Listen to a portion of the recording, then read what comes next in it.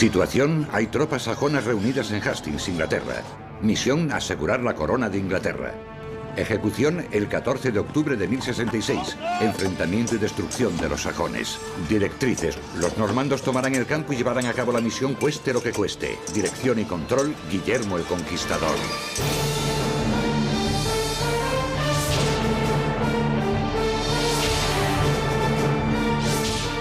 Guillermo el Conquistador.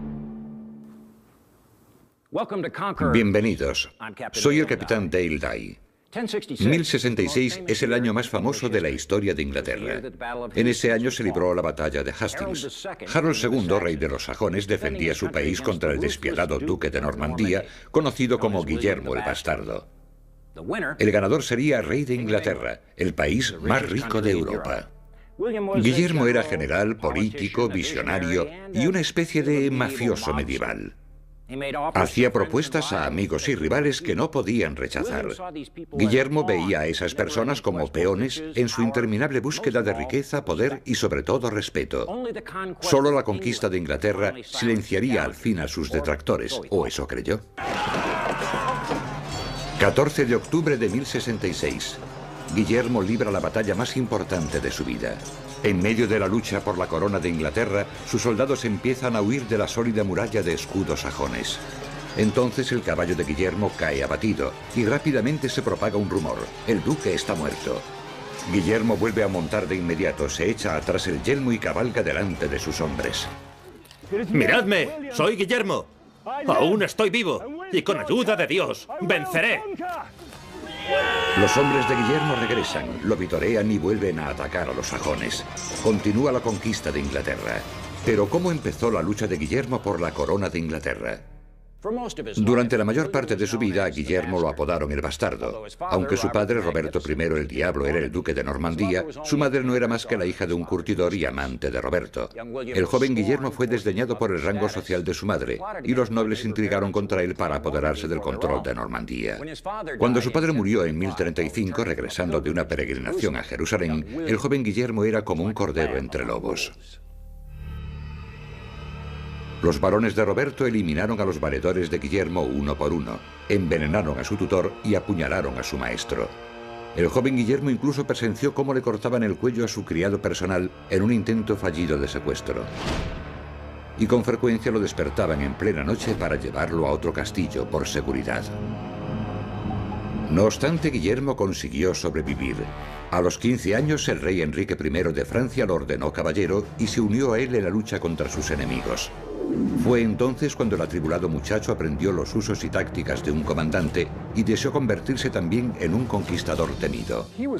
Estaba constantemente en peligro, no solo por los que querían apoderarse del ducado, sino por los que tenía más próximos.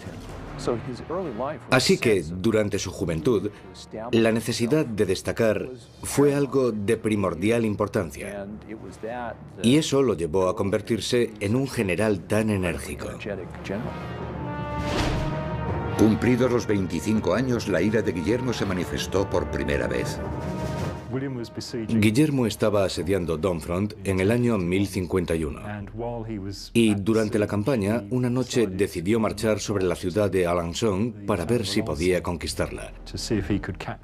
Llegó allí por la mañana y vio que las puertas estaban cerradas y los defensores habían tendido pieles frescas sobre las almenas y se burlaban de Guillermo golpeando las pieles y gritando: «¡Pieles para el hijo de la curtidora! ¡Pieles para el hijo de la curtidora!». ¡Os arrepentiréis de esto! Enfurecido, Guillermo atacó con violencia la fortaleza y mató a todo el que se le interpuso. Reunieron 32 prisioneros, les cortaron las manos y los pies y les sacaron los ojos. Alençon se rindió pronto a Guillermo. Sus enemigos aprendieron a no hacer burla de su madre. Cuando regresó a Domfront, la noticia ya había llegado allí. Y se rindieron de inmediato, antes de que les hiciera lo mismo. Fue una valiosa experiencia para Guillermo. Era la primera vez que había aplicado un castigo tan severo, y su conclusión fue que con un acto tan despiadado conseguiría resultados antes que con un asedio prolongado. Siempre estaba luchando para conservar su poder dentro del ducado y para adquirir más. Una de las cosas importantes que tuvo que hacer fue domar a los nobles y caballeros de Normandía para que lo obedecieran, para que reconocieran su liderazgo y su poder. Y procuró conseguirlo por todos los medios. En parte lo logró batallando, en parte mediante lazos familiares y también entregando tierras. Guillermo instaló su capital en Caen, con intención de controlar la parte occidental de Normandía, que se rebeló contra él cuando se convirtió en duque. Con ese fin construyó un fuerte sobre la roca donde está ahora el castillo. Ese fuerte se convertiría en el Palacio Ducal. Transcurrieron años de guerra entre sus vecinos antes de que Guillermo el Bastardo tuviese control total sobre su territorio. Y entonces decidió expandir sus posesiones más allá de Normandía y al otro lado del mar. Inglaterra era uno de los países más ricos de Europa, también era uno de los más estables, y puede que fuese el país mejor gobernado de Europa. Inglaterra era un buen trofeo si podías conquistarla. Eduardo el Confesor, el rey sajón de Inglaterra, era primo lejano de Guillermo y había pasado mucho tiempo con él en Normandía. Guillermo declaró que le habían prometido la corona de Inglaterra para que no cayese en manos del rival de Eduardo, Godwin de Wessex. No obstante, Harold, hijo de Godwin, pronto se convirtió en comandante del ejército del rey Eduardo y su fiel aliado. Harold era un guerrero fiero y había mantenido a raya a los enemigos de Eduardo. En 1064, Harold llegó misteriosamente a la costa norte de Francia y allí fue hecho prisionero por el conde Guy de Poitiers. El motivo de esa visita está rodeado de misterio. No obstante, los normandos ayudaron a las generaciones futuras a comprender el motivo de Harold y los hechos que llevaron a la conquista normanda con una obra propagandística de artesanía. El documento más famoso de la época de Guillermo es el Tapiz de Bayeux. Mide medio metro de ancho por 69 metros de largo. En él aparecen imágenes bordadas que plasman 58 escenas de la vida de Guillermo, todas desde la perspectiva normanda. Es un relato ilustrado que muestra cómo quería Guillermo que lo recordase la historia. En el Tapiz de Bayeux la historia comienza dando una versión de la llegada de Harold a la costa de Francia. Es posible que Eduardo enviase a Harold a Francia para reiterar a Guillermo la oferta de la corona de Inglaterra. Desde luego es lo que los normandos dijeron después. Por desgracia para Harold llegó a las tierras de un subordinado de Guillermo de Normandía y lo hicieron prisionero. Fue Guillermo quien salió en su defensa y pagó el rescate de Harold. Después Harold fue entregado a Guillermo de Normandía y entonces lo reciben como invitado de honor. Así que es lógico que se cruzaran promesas. Harold pagó el favor a Guillermo siguiéndolo a la batalla contra Bretaña. El Tapiz de Bayeux muestra a Harold salvando de ahogarse a 2 soldados del duque cuando cruzaban el río Quenon, entre Normandía y Bretaña. Según cuentan, Harold, arriesgando su vida, salvó a aquellos 2 soldados y luchó con gran valentía durante toda la batalla. Harold pudo demostrar su entereza, y Guillermo vio el feroz guerrero que era Harold. Pero también cuando volvieron de Bretaña, Guillermo le pidió a Harold que le hiciese un juramento, el infausto juramento del año 1064. En la catedral de Bayeux, Guillermo le exigió un juramento solemne de lealtad.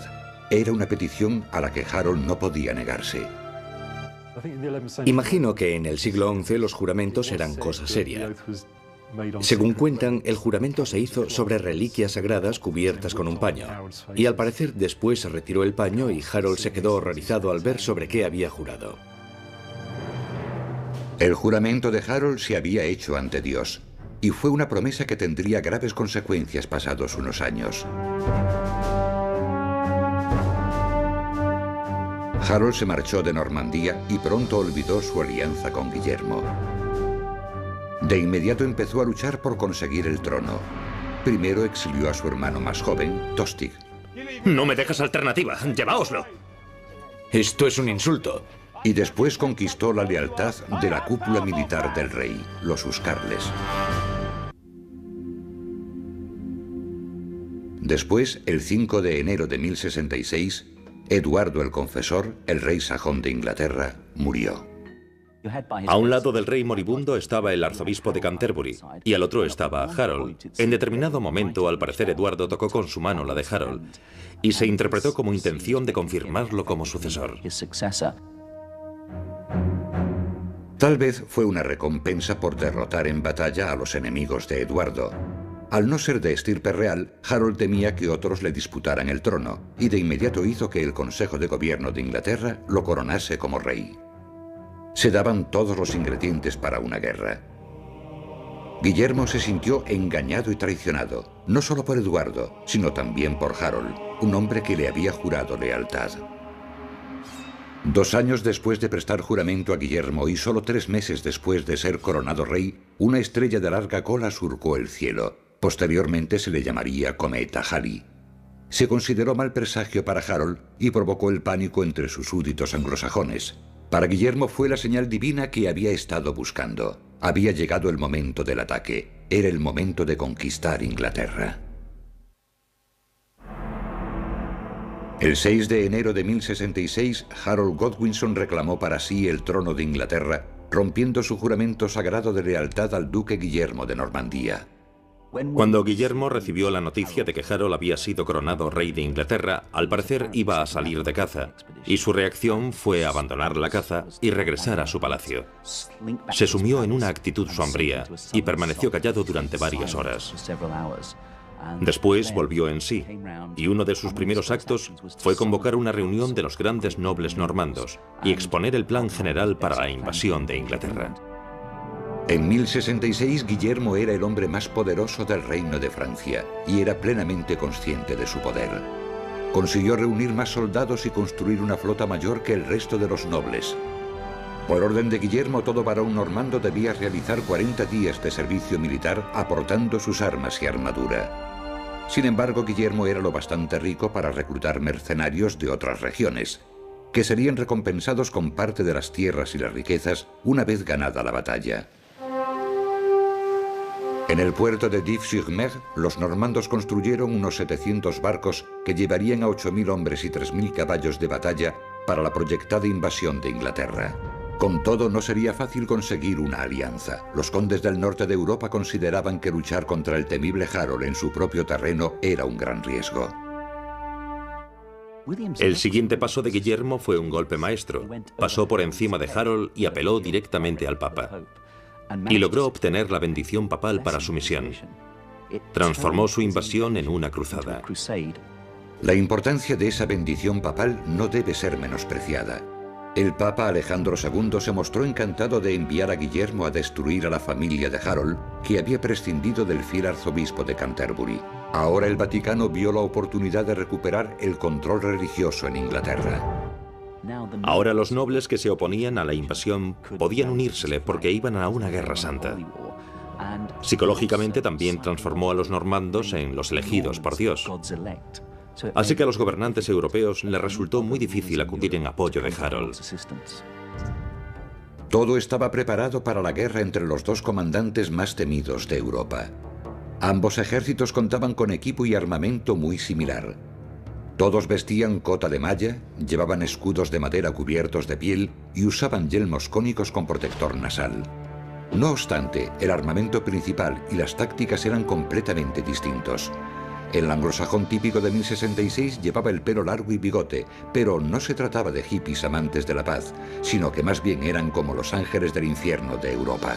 Sus armas y tácticas provenían de la vieja escuela bélica escandinava. Harold tenía un cuerpo personal de guerreros denominados huscarles. Aunque por lo general iban a caballo a la batalla, al llegar desmontaban y peleaban a pie. Eran hombres muy disciplinados y no temían a nada.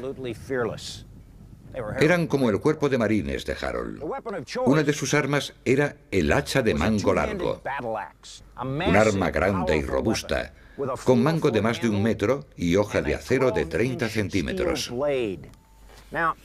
Esto podía emplearse de varios modos. Podía servir para inmovilizar un escudo normando, para engancharlo y apartarlo y así asestar un golpe mortal, o para cortarle los tendones al normando y después asestarle el golpe mortal en el suelo. El resto del ejército de Harold estaba compuesto por los Fern, los milicianos de reserva. 1 de cada 5 varones se reclutaba para luchar. Los otros 4 proporcionaban una serie de armas, y una de las más populares era esta lanza de combate. Tenía una hoja de 20 centímetros, y estas alas características a cada lado que eran la clave de la eficacia del arma. La lanza podía emplearse para enganchar el escudo y apartarlo, para poder asestar un golpe mortal directamente en el pecho. También podía arrojarse con buen resultado a una distancia de 9 metros. Otra arma arrojadiza usada por los Fer era esta hacha de 10 centímetros, manejada con una mano, el mismo tipo de herramienta que era utilizada por cualquier campesino. Esto podía arrojarse y hundirse fácilmente en el centro del pecho de un adversario. En el ejército sajón no había muchos arqueros, pero sí muy buenos tiradores con honda. Esta arma bíblica, usada por un buen tirador, podía lanzar hasta 6 piedras pequeñas por minuto. No es que sea comparable a una ametralladora, pero podía ser mortífera si una de las piedras te daba en la cabeza. Si los sajones de Harold eran como los ángeles del infierno, los normandos de Guillermo eran como los skinhead. Se afeitaban la cabeza dejándose solo una porción de pelo delante. Siempre iban bien afeitados, lo cual les daba un aspecto más parecido a los militares de hoy. Los normandos empleaban armas y tácticas modernas. Montaban robustos caballos de batalla. Por tanto, el caballero normando era como el tanque de batalla del siglo XI. Los caballos eran también armas en sí mismos, ya que los adiestraban para derribar y pisotear a cualquiera que se resistiera al ataque. Además, contaban con otro recurso novedoso: el estribo.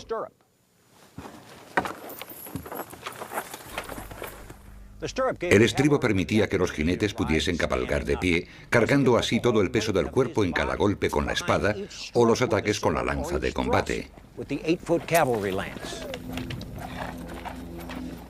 Guillermo también contrató mercenarios en Bretaña y Flandes que sabían manejar los arcos cortos, las hondas e incluso las ballestas, un arma todavía no empleada en Inglaterra. Guillermo confiaba en el ataque combinado con varios tipos de armas. Primero ablandaba al enemigo con andanadas de flechas, piedras, lanzas y otros proyectiles, y después enviaba a la caballería para acabar con toda posible resistencia. En julio de 1066, Harold preparó a sus tropas en la costa sur de Inglaterra.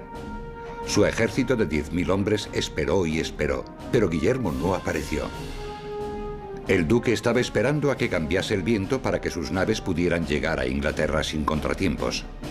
Entonces el rey tomó una decisión crucial. Tras aguardar a Guillermo durante todo el verano, dejó que sus hombres volvieran a sus casas para recoger las cosechas. Lo que no sabía era que ahora se enfrentaría a una guerra en 2 frentes. En septiembre del año 1066, el hermano exiliado de Harold, Tostig, regresó buscando venganza. Junto con el temible rey de Noruega, Hardrada, llegó con miles de guerreros vikingos con intención de conquistar Inglaterra. Harold marchó hacia el norte.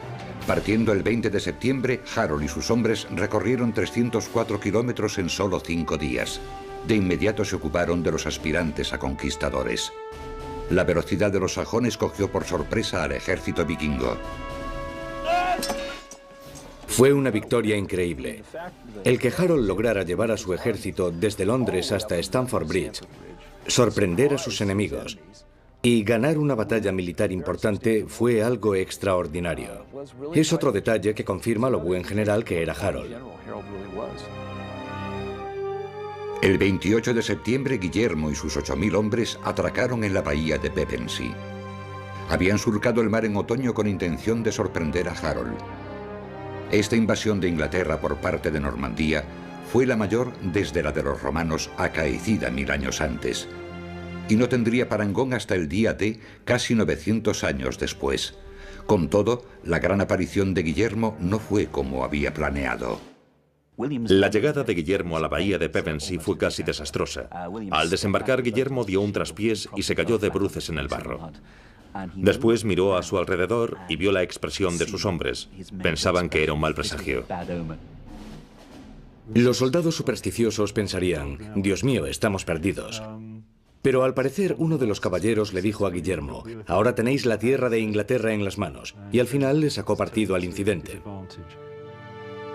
A Guillermo le parecía increíble su suerte. No encontró oposición alguna al llegar.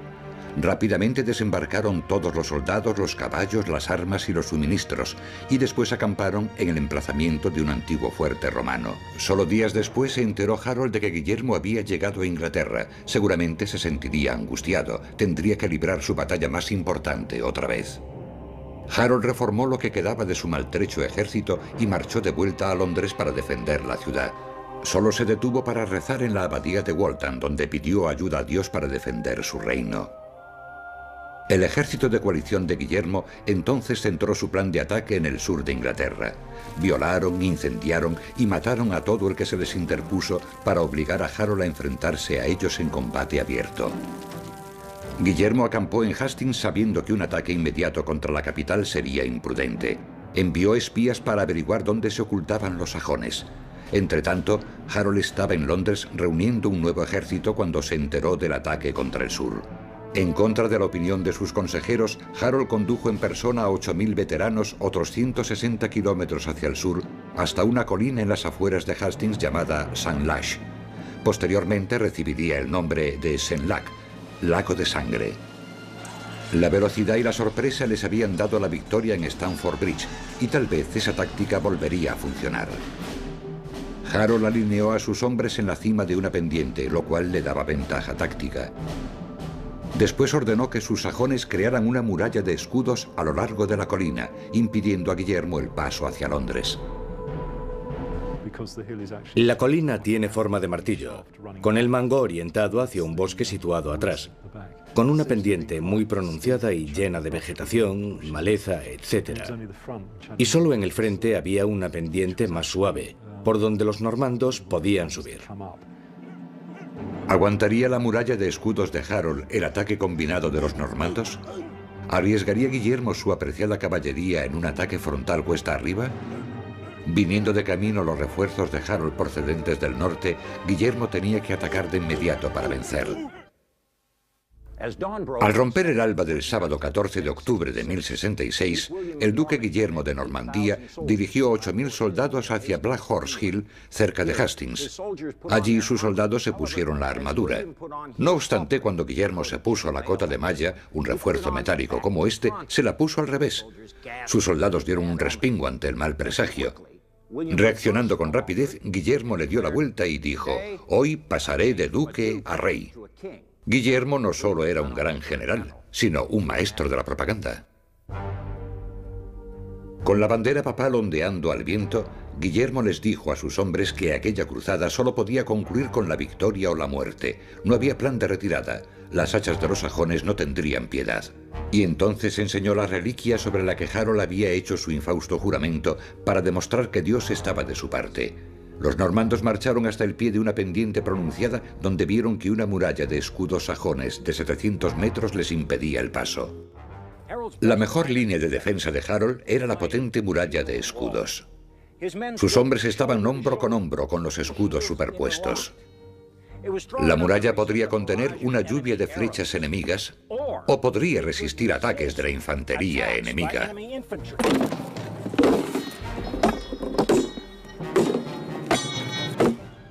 Por tanto, si los sajones eran disciplinados y aguantaban el tipo, esa muralla era prácticamente inexpugnable.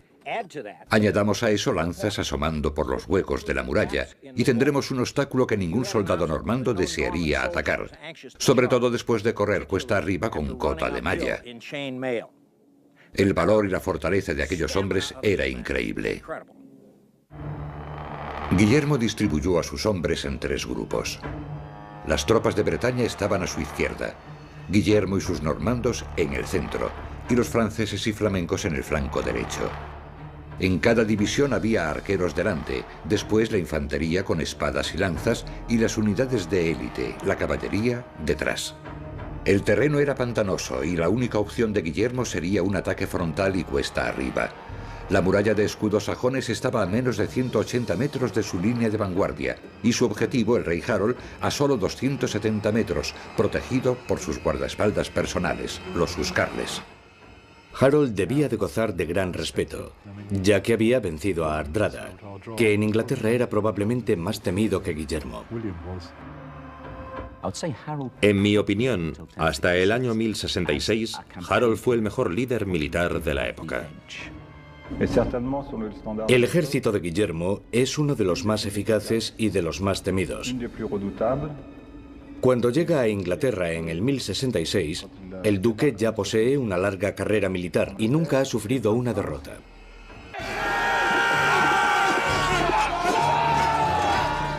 A las 9 de la mañana comienza la batalla de Hastings, con el sonido de los soldados cantando y golpeando sus escudos. Guillermo ordena atacar a sus arqueros, pero los sajones rechazaron la lluvia de flechas y proyectiles con sus escudos. Después Guillermo lanzó un ataque de infantería. Sus hombres bien protegidos corrieron colina arriba, evitando piedras, hachas y lanzas hasta que llegaron a la sólida muralla de escudos. Pero no cedió. Los escudos sajones estaban tan prietos uno contra otro que ni siquiera los muertos podían caer. A través de la muralla las espadas y lanzas sajonas herían a los normandos, cuyos muertos rodaban ahora colina abajo hacia el duque. Entonces Guillermo ordenó que atacasen los caballeros. Ambos bandos habían estado esperando este momento. Fue el enfrentamiento entre las tácticas modernas de Europa y el estilo antiguo de combate escandinavo. Imaginemos lo que se les pasaría por la mente, porque probablemente nunca habían luchado contra hombres a caballo. Las tácticas usadas en el siglo XI se basaban más en el ataque en grupo con un comandante al frente, y se usaba la lanza arrojándola o acometiendo con ella. La caballería de Guillermo estaba agotada por el ataque cuesta arriba y las lanzas que los herían, y entonces se encontraron con una defensa impenetrable. Harold ordenó que sus hombres mantuviesen firme la muralla de escudos y que no avanzaran, confiando en que los hombres de Guillermo se cansaran, se quedaran sin flechas y fuera fácil vencerlos si llegaban los refuerzos sajones al día siguiente. Les asombró la variedad de objetos que les arrojaban desde detrás de la muralla de escudos. Mazas, hachas, cualquier cosa que tuviesen a mano se la lanzaban a los normandos. E incluso también a sus propios compañeros, porque si un normando lograba penetrar un poco en la muralla de escudos, tiraban de él, lo mataban y después arrojaban su cadáver contra sus compañeros al grito de ¡fuera, fuera!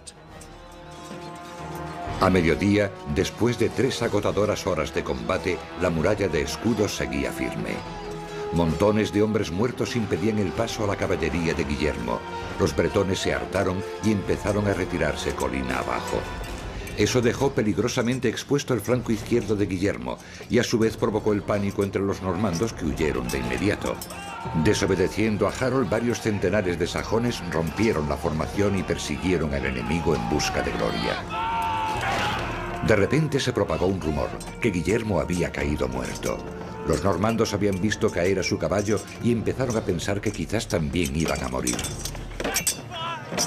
Guillermo encontró otro caballo, volvió a montar, cabalgó y se echó atrás el yelmo para demostrar a sus hombres que aún estaba vivo. ¡Miradme bien, normandos! ¡Soy yo, Guillermo! ¡Aún estoy vivo! ¡Y con ayuda de Dios, venceré! ¡Sí!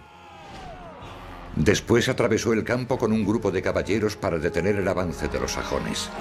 En una pequeña loma se produjo una matanza y aquel momento fue crucial en la batalla. La crisis de Guillermo había pasado y ahora halló un modo de llegar hasta Harold. Según dicen los cronistas, Guillermo organizó varias retiradas falsas. Sus soldados atacaron el frente sajón 2 veces y en ambas ocasiones se retiraron. Los impacientes sajones los persiguieron, pero acabaron rodeados y los mataron. Harold estaba furioso. Ahora había perdido 1/3 de sus hombres y estaba perdiendo el control del resto. A las 4 de la tarde la luz diurna comenzaba a menguar. Cuando se hiciese de noche, Guillermo estaría en franca desventaja. Tenía que ganar la batalla, así que lanzó todo lo que tenía contra la muralla sajona. Hay quien dice que Guillermo entonces cambió de táctica. Ordenó que sus arqueros dispararan a gran altura para traspasar la muralla de escudos. Eso provocó el pánico entre las filas sajonas. Los 2 hermanos de Harold cayeron muertos por impacto de flechas. Fue una táctica inteligente por parte de Guillermo. Sus soldados cargaron de nuevo y pudieron atacar en torno a los extremos de la muralla de escudos ya más corta. También penetraron por el medio hacia el rey Harold. Guillermo presintió que la victoria estaba cerca, pero tenía que matar a Harold antes de poder ser rey y declararse conquistador de Inglaterra. Tras casi 8 horas, la batalla de Hastings estaba alcanzando su punto culminante. Guillermo se había quedado sin caballo 3 veces y un hacha sajona le había mellado el yelmo. A las 4 de la tarde, los normandos habían penetrado la muralla de escudos sajones. Los arqueros normandos dispararon por encima de sus propios soldados, alcanzando las filas sajonas y provocando el caos. Pero el rey Harold aún vivía. La conquista de Inglaterra aún no estaba al alcance de Guillermo. Una flecha que parecía procedente del cielo cayó y se le clavó a Harold en el ojo derecho.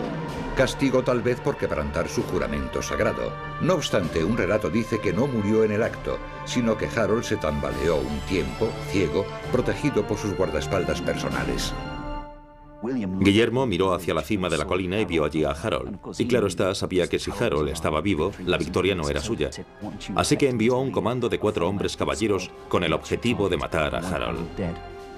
Había unos 20 caballeros normandos luchando con los huscarles, así que los 4 caballeros aprovecharon la confusión para traspasar sus filas y después matar a Harold. Otro de los caballeros le cortó la cabeza, otro más le abrió el vientre, y el 4.º caballero le cortó una pierna. Ahora bien, lo de cortarle la pierna pudo haber sido un eufemismo para evitar decir que en realidad había castrado a Harold. Algunos de los hombres de Harold corrieron a ocultarse en el bosque al atardecer. Guillermo envió 50 hombres tras ellos y acabaron con los últimos focos de resistencia.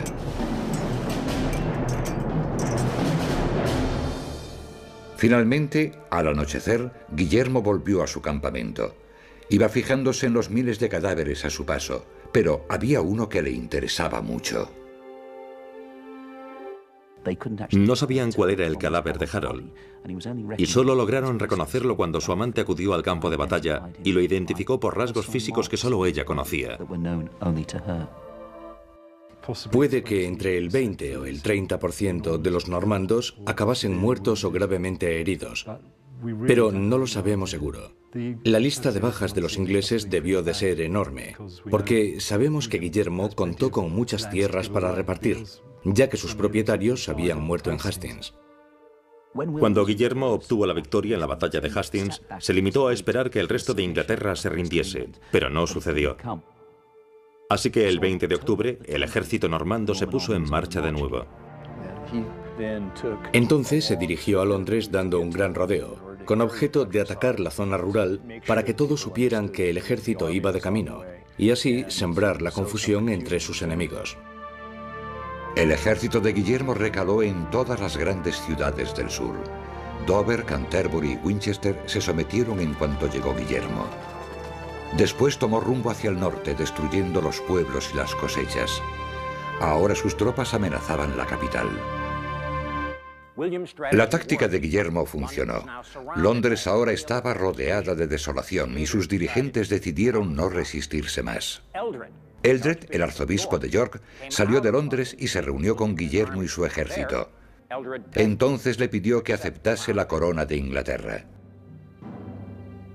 El día de Navidad de 1066, Guillermo fue coronado rey de Inglaterra en la abadía de Westminster. Las aclamaciones dentro de la abadía hicieron que los caballeros situados fuera creyesen que había una rebelión. Su reacción fue inesperada. No entraron corriendo en la abadía para defender a su rey, sino que partieron de la abadía y se pusieron a quemar las casas sajonas y a matar a los sajones que había en torno a la abadía. Por tanto, Guillermo es el rey. Ha surcado un río de sangre para convertirse en rey de Inglaterra, y su coronación está marcada por los incendios en torno a la abadía mientras le colocan la corona en la cabeza. Guillermo sustituyó de inmediato a los nobles ingleses por sus nobles normandos en pago por los servicios en la batalla de Hastings. Los nuevos terratenientes de Inglaterra hablaban un idioma distinto, tenían un corte de pelo y costumbres distintas y nuevas ideas sobre arquitectura y comercio. Además, instaló a sus obispos al frente de la iglesia del país. No destruyó el gobierno anglosajón. Adoptó todas las instituciones y las disposiciones territoriales que los anglosajones habían establecido, y después las utilizó en su beneficio y en el de su aristocracia, para dirigir el país y también obtener riqueza de él. Después de su victoria en 1066, Guillermo se llevó consigo a Normandía a varios nobles sajones leales. A los integrantes de la corte de Caen les sorprendió el aspecto de sus antiguos enemigos.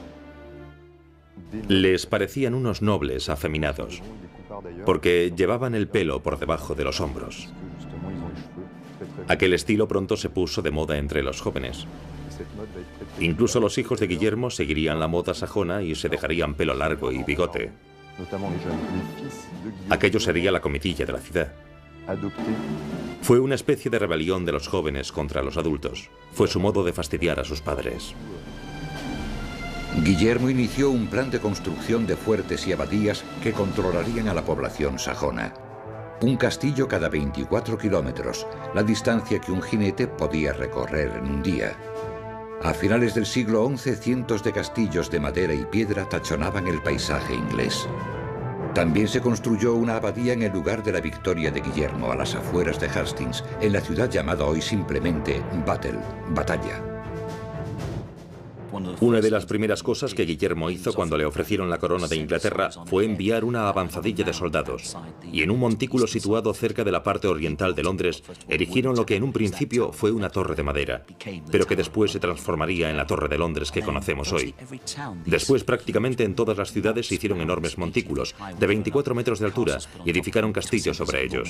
Eran centros administrativos normandos, pero más importante aún, eran de arquitectura normanda, y era como decir: sí, os han conquistado, pero lo han hecho los elegidos de Dios. Fijaos en estas grandiosas iglesias. Así que servían como muestra de que en realidad la conquista de la Inglaterra anglosajona por parte de Guillermo había sido ordenada por Dios.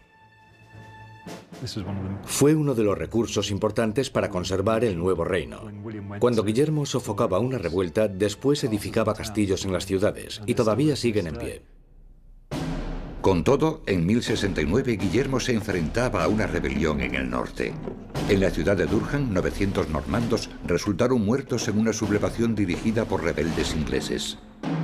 Una vez más, Guillermo se puso el yelmo y condujo un ejército hacia el norte para sofocar la rebelión.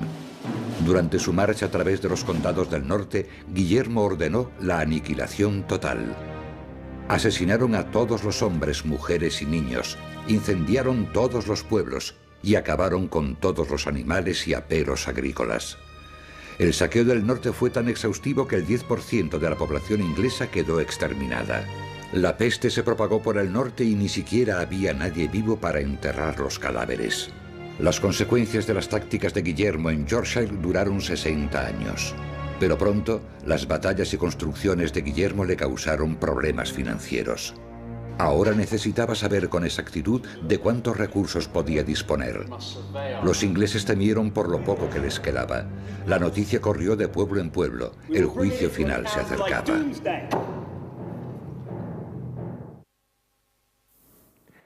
Guillermo había gastado mucho dinero en defender su reino, en construir castillos y en sobornar enemigos. Tras conquistar Inglaterra, también pasó a ser la presa más codiciada de Europa.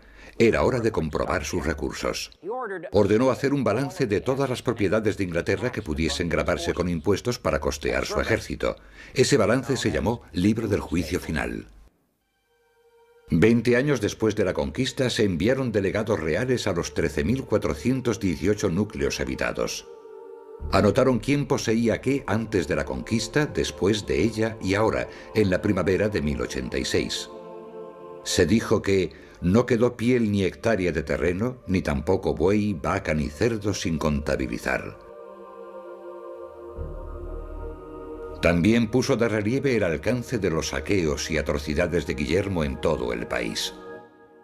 El libro del juicio final refleja la despoblación de aldeas y que grandes extensiones de terreno que antes de ser arrasadas habían estado cultivadas, ahora estaban baldías. La economía del norte había retrocedido unos 80 años, pero desde el punto de vista de Guillermo, lo que había conseguido era eliminar posibles rebeliones. El balance se hizo con increíble velocidad. En solo 6 meses se habían contabilizado todos los recursos del país. Guillermo utilizó la información incluida en el libro del juicio final para establecer nuevos impuestos y mejorar su economía. Es un documento impresionante y para los historiadores tiene un valor incalculable. Nos es de mucha utilidad porque nos da mucha información sobre lo que sucedía en Inglaterra por entonces. En la vejez, Guillermo tuvo que preocuparse de un nuevo problema: su peso. El que estuviese tan gordo se convirtió en un chiste y a veces le tomaban el pelo por ello. Incluso muchos decían que parecía que estaba embarazado. Así que, según parece, Guillermo decidió hacer algo al respecto. Cuando iba camino a lo que en el siglo XI equivaldría a un centro de salud, decidió aplicar un castigo por una invasión francesa. En julio de 1087, Guillermo arrasó la ciudad de Mantes en la frontera de Francia. No obstante, mientras cabalgaba a través del fuego, su caballo frenó bruscamente para evitar unas pavesas ardientes. Guillermo se golpeó contra la perilla de la silla y le reventó los intestinos. La hemorragia interna le provocó peritonitis.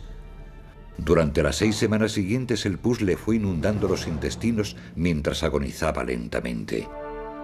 En su lecho de muerte, Guillermo dividió su reino entre sus hijos. A Roberto le dejó Normandía e Inglaterra fue para Guillermo Rufus. Se dice que en su lecho de muerte, Guillermo sintió grandes remordimientos por la conquista que había realizado y por su vida de guerrero. Repasó su vida. Vio que siempre había estado en guerra, que había luchado toda su vida y que había derramado mucha sangre y causado sufrimiento. Se dice que el rey hizo una última confesión en la que se arrepintió de su conquista, diciendo: «Que Dios me perdone por haber tomado lo que no me pertenecía. Estoy manchado con los ríos de sangre que he vertido». El 9 de septiembre de 1087, la gran campana de Saint-Gervais anunció la muerte del rey Guillermo I. Tenía 60 años. Los presentes se apoderaron de todo el oro, las armas, los muebles, las ropas y vaciaron el castillo, dejando al antes temido conquistador sin nada, desnudo y solo. Un caballero que se compadeció de él llevó su cadáver a la iglesia de Saint-Étienne de Caen para hacerle un funeral real. Debido a la peritonitis, el cadáver estaba hinchado de forma exagerada. Durante el funeral se produjo un pequeño incendio. Aquello provocó el pánico en la iglesia. La temperatura aumentó y, añadido eso a los intestinos llenos de pus del rey, hicieron que el cadáver explotara cuando lo metieron en un pequeño sarcófago de piedra. El pus salió despedido y salpicó las paredes. El hedor era tan nauseabundo que, según cuentan, el incienso no lograba mitigarlo. Y ahí está aquel hombre tan poderoso que ha acabado su vida desnudo y en el suelo, y ahora en su funeral su cadáver ha explotado. El hedor inunda el aire, y muchos de los asistentes corren hacia la puerta tapándose la nariz con las manos. Fue un final deshonroso para el hombre más poderoso de Europa. Hoy, solo esta lápida en la iglesia de Saint-Étienne de Caen marca el lugar de descanso eterno de ese hijo de Normandía. Según cuenta una leyenda del lugar, los restos del rey Harold II, a quien Guillermo había matado en la batalla de Hastings, se llevaron a la abadía de Wathan a las afueras de Londres. Una pequeña lápida solitaria es todo lo que recuerda a Inglaterra su último rey sajón. Al observar el paisaje de Inglaterra, los grandes castillos de piedra, las grandes catedrales, se ve la herencia normanda. Y en el idioma también, porque se incorporaron palabras francesas al idioma y aún se conservan hoy en día. Creo que Guillermo fue un oportunista que en el año 1066 hizo una apuesta, y con esa apuesta cambió el curso de la historia. Guillermo el Conquistador es recordado por su conquista de Inglaterra. Muchos gobernantes posteriores desearon poder hacer lo mismo, Felipe II de Francia, Napoleón o Hitler. Pero Guillermo fue el único que logró cruzar el canal, gobernar Inglaterra durante un largo periodo de tiempo e imponer sus leyes a los británicos.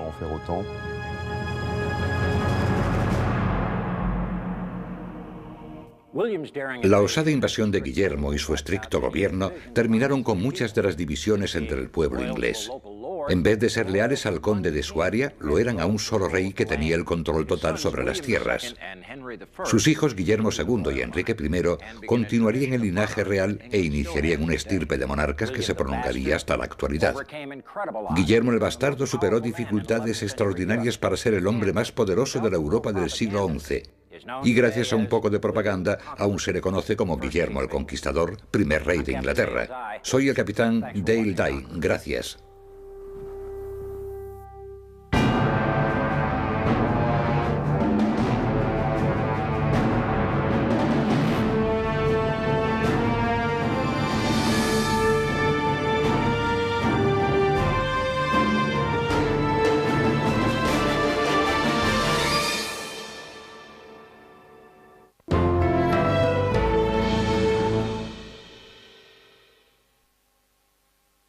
Mejor gobernado de Europa. Inglaterra era un buen trofeo si podías conquistarla. Eduardo el Confesor, el rey sajón de Inglaterra, era primo lejano de Guillermo y había pasado mucho tiempo con él en Normandía. Guillermo declaró que le habían prometido la corona de Inglaterra para que no cayese en manos del rival de Eduardo, Godwin de Wessex. No obstante, Harold, hijo de Godwin, pronto se convirtió en comandante del ejército del rey Eduardo y su fiel aliado. Harold era un guerrero fiero y había mantenido a raya a los enemigos de Eduardo. En 1064, Harold llegó misteriosamente a la costa norte de Francia y allí fue hecho prisionero por el conde Guy de Poitiers. El motivo de esa visita está rodeado de misterio. No obstante, los normandos ayudaron a las generaciones futuras a comprender el motivo de Harold y los hechos que llevaron a la conquista normanda con una obra propagandística de artesanía. El documento más famoso de la época de Guillermo es el Tapiz de Bayeux.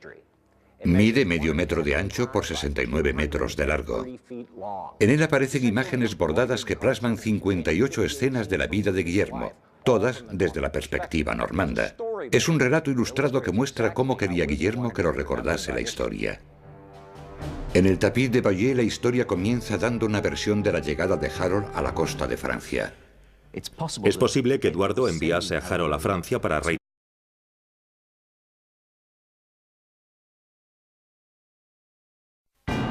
Situación: hay tropas sajonas reunidas en Hastings, Inglaterra.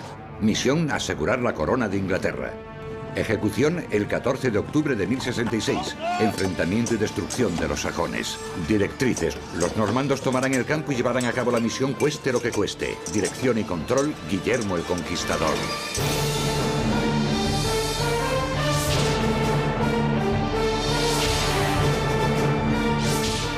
Guillermo el Conquistador. Bienvenidos. Soy el capitán Dale Dye. 1066 es el año más famoso de la historia de Inglaterra. En ese año se libró la batalla de Hastings. Harold II, rey de los sajones, defendía su país contra el despiadado duque de Normandía, conocido como Guillermo el Bastardo. El ganador sería rey de Inglaterra, el país más rico de Europa. Guillermo era general, político, visionario y una especie de mafioso medieval. Hacía propuestas a amigos y rivales que no podían rechazar. Guillermo veía a esas personas como peones en su interminable búsqueda de riqueza, poder y sobre todo respeto. Solo la conquista de Inglaterra silenciaría al fin a sus detractores, o eso creyó. 14 de octubre de 1066. Guillermo libra la batalla más importante de su vida, en medio contra sus enemigos. Fue entonces cuando el atribulado muchacho aprendió los usos y tácticas de un comandante y deseó convertirse también en un conquistador temido. Estaba constantemente en peligro, no solo por los que querían apoderarse del ducado, sino por los que tenía más próximos. Así que, durante su juventud, la necesidad de destacar fue algo de primordial importancia. Y eso lo llevó a convertirse en un general tan enérgico. Cumplidos los 25 años, la ira de Guillermo se manifestó por primera vez. Guillermo estaba asediando Domfront en el año 1051 y durante la campaña una noche decidió marchar sobre la ciudad de Alençon para ver si podía conquistarla. Llegó allí por la mañana y vio que las puertas estaban cerradas, y los defensores habían tendido pieles frescas sobre las almenas, y se burlaban de Guillermo, golpeando las pieles y gritando: «¡Pieles para el hijo de la curtidora! ¡Pieles para el hijo de la curtidora!». ¡Os arrepentiréis de esto! Enfurecido, Guillermo atacó con violencia la fortaleza y mató a todo el que se le interpuso. Reunieron 32 prisioneros, les cortaron las manos y los pies y les sacaron los ojos. Alençon se rindió pronto a Guillermo. Sus enemigos aprendieron a no hacer burla de su madre. Cuando regresó a Domfront, la noticia ya había llegado allí, y se rindieron de inmediato, antes de que les hiciera lo mismo. Fue una valiosa experiencia para Guillermo. Era la primera vez que había aplicado un castigo tan severo, y su conclusión fue que con un acto tan despiadado conseguiría resultados antes que con un asedio prolongado. Siempre estaba luchando para conservar su poder dentro del ducado y para adquirir más. Una de las cosas importantes que tuvo que hacer fue domar a los nobles y caballeros de Normandía para que lo obedecieran, para que reconocieran su liderazgo y su poder. Y procuró conseguirlo por todos los medios. En parte lo logró batallando, en parte mediante lazos familiares y también entregando tierras. Guillermo instaló su capital en Caen, con intención de controlar la parte occidental de Normandía, que se rebeló contra él cuando se convirtió en duque. Con ese fin construyó un fuerte sobre la roca donde está ahora el castillo. Ese fuerte se convertiría en el palacio ducal. Transcurrieron años de guerra entre sus vecinos antes de que Guillermo el Bastardo tuviese control total sobre su territorio, y entonces decidió expandir sus posesiones más allá de Normandía y al otro lado del mar. Inglaterra era uno de los países más ricos de Europa, también era uno de los más estables, y puede que fuese el país de la lucha por la corona de Inglaterra. Sus soldados empiezan a huir de la sólida muralla de escudos sajones. Entonces el caballo de Guillermo cae abatido y rápidamente se propaga un rumor: el duque está muerto. Guillermo vuelve a montar de inmediato, se echa atrás el yelmo y cabalga delante de sus hombres. ¡Miradme! ¡Soy Guillermo! ¡Aún estoy vivo! ¡Y con ayuda de Dios, venceré! Los hombres de Guillermo regresan, lo vitorean y vuelven a atacar a los sajones. Continúa la conquista de Inglaterra. Pero ¿cómo empezó la lucha de Guillermo por la corona de Inglaterra? Durante la mayor parte de su vida, a Guillermo lo apodaron el Bastardo. Aunque su padre, Roberto I el Diablo, era el duque de Normandía, su madre no era más que la hija de un curtidor y amante de Roberto. El joven Guillermo fue desdeñado por el rango social de su madre, y los nobles intrigaron contra él para apoderarse del control de Normandía. Cuando su padre murió en 1035, regresando de una peregrinación a Jerusalén, el joven Guillermo era como un cordero entre lobos. Los varones de Roberto eliminaron a los valedores de Guillermo uno por uno, envenenaron a su tutor y apuñalaron a su maestro. El joven Guillermo incluso presenció cómo le cortaban el cuello a su criado personal en un intento fallido de secuestro. Y con frecuencia lo despertaban en plena noche para llevarlo a otro castillo por seguridad. No obstante, Guillermo consiguió sobrevivir. A los 15 años, el rey Enrique I de Francia lo ordenó caballero y se unió a él en la lucha